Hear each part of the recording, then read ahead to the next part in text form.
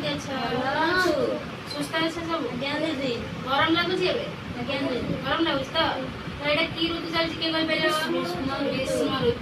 ଗ୍ରୀଷ୍ମ ଋତୁରେ କଣ ଖରା ଜୋର ହୁଏ ନା? ଆଜ୍ଞା ଦିଦି। ଖରା ହେଲେ କଣ କରନ୍ତି ଆମେ? ଛତା ଘୋଡ଼େଇନ୍ତି।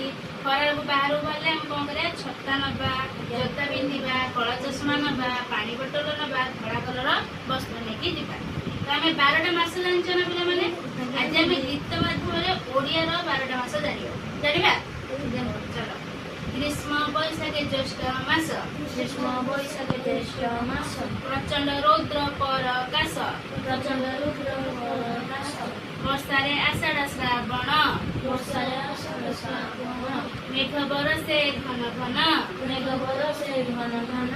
ଭାଦ୍ରବ ଆଶ୍ୱିନ ଶରତରେ। ଭାଦ୍ରବ ଆଶ୍ୱିନ ଶରତରେ। ନିର୍ମଳ ଶୋଭା ଜଗତରେ। ନିର୍ମଳ ଶୋଭା ଜଗତରେ।